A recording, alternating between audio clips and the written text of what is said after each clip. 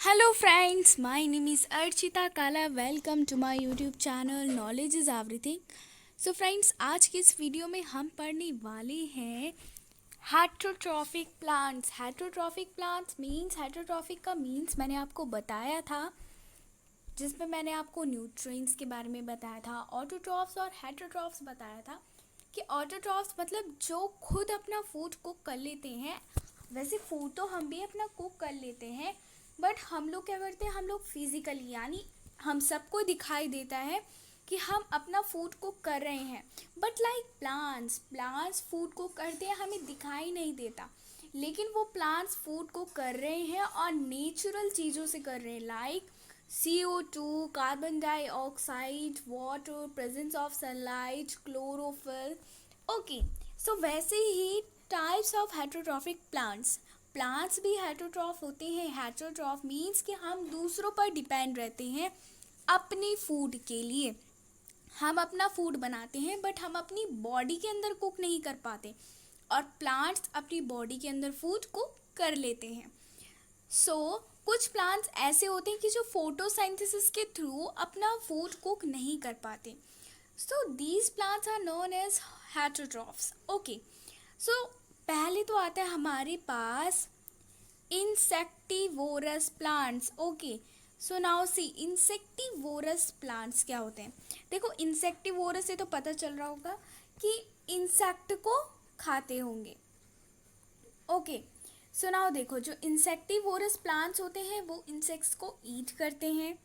Those green plants which obtain their food partly from insects are called insectivorous plants. ऐसे plants जो अपने nutrients कहाँ से लेते हैं, वो लेते हैं इंसेक्ट से. मीन्स इंसेक्ट्स को खाते हैं और उन्हीं को कहते हैं हम इंसेक्टिवोरस प्लांट्स. ओके, सो इसके अगर हम एग्जाम्पल की बात करें तो पिचर प्लांट है ना. कुछ प्लांट्स ऐसे होते हैं कि जिनमें क्या होते हैं कि वो बहुत स्लीमी होते हैं, यानी बहुत फिसलन होती है कि कोई सा भी इंसेक्ट आता है और फिसल जाता है. Like pitcher plant.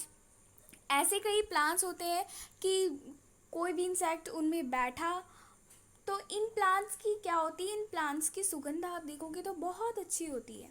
ओके, किसी की बहुत गंदी होती है, लाइक रेफ्लिशिया, ये बहुत बड़ा फ्लावर है. सो नाउ अब हम देखते हैं आवर नेक्स्ट टॉपिक, पैरासाइट्स. अब देखो, पैरासाइट्स क्या होते हैं. पैरासाइट्स भी एक प्लांट का नेम है. A plant which lives on or inside another organism called host and drives the food from it called a parasitic plant. Means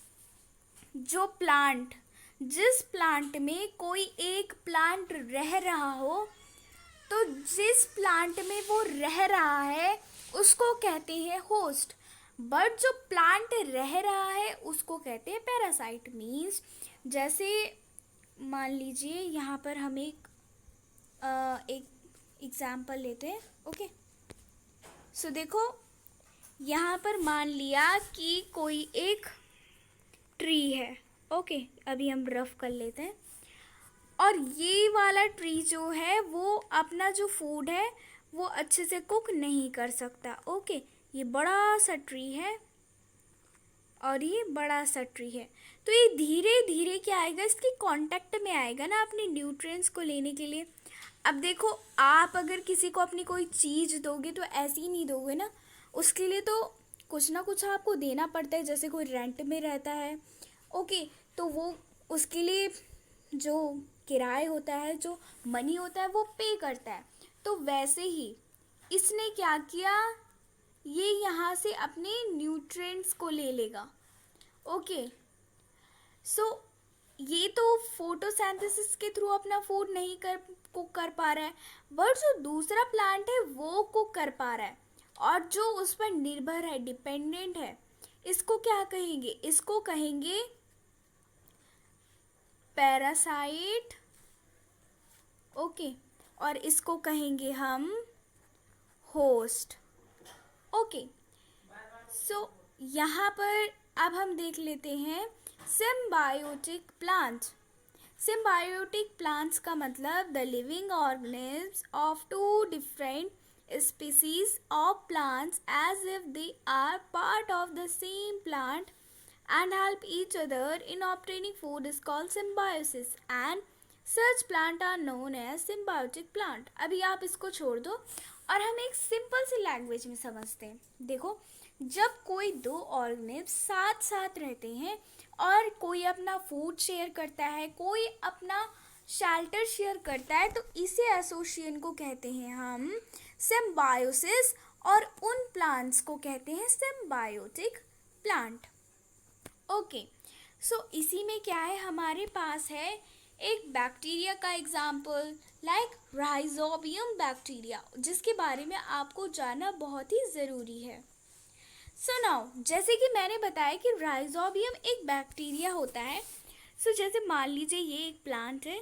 okay, ये एक प्लांट है, तो इस स्टेम में आप जनरली देखते हो कि कुछ इस टाइप की क्या रहती, कर्व से मतलब उभरा हुआ पार्ट रहता है, तो वही है राइजोबियम बैक्टीरिया। लाइक हम जानते हैं कि एटमॉस्फेयर में जो नाइट्रोजन है वो 78% है, जो ऑक्सीजन है वो 21% है, और जो कार्बन डाइऑक्साइड है वो लगभग 1% है। ओके, सो नाइट्रोजन तो हम ऐसे ही नहीं ले पाते, हम क्या करते हैं, उसे फूड के थ्रू लेते हैं, हेल्दी फूड, बैलेंस डाइट के थ्रू। ओके, सो नाउ अब हम देखते हैं कि ये जो राइजोबियम है ये क्या करता है। ये राइजोबियम भी एक सिम्बायोसिस है। ये एटमॉस्फेयर से, मान लीजिए राइजोबियम है, इसने एटमॉस्फेयर से नाइट्रोजन गैस को कैप्चर किया, इसने नाइट्रोजन गैस में इसे बदला in the form of vapour soluble, और बाद में इसने प्लांट को दिया। और इस प्लांट ने, अब ये इसने क्यों दिया, क्योंकि ये प्लांट इसको फूड मीन्स न्यूट्रिशन दे रहा है। तो अब कोई ऐसे ही नहीं रखेगा ना अपने पास किसी भी चीज़ को, अब इसने इसको न्यूट्रिशन दिया और राइजोबियम बैक्टीरिया ने प्लांट को नाइट्रोजन प्रोवाइड किया।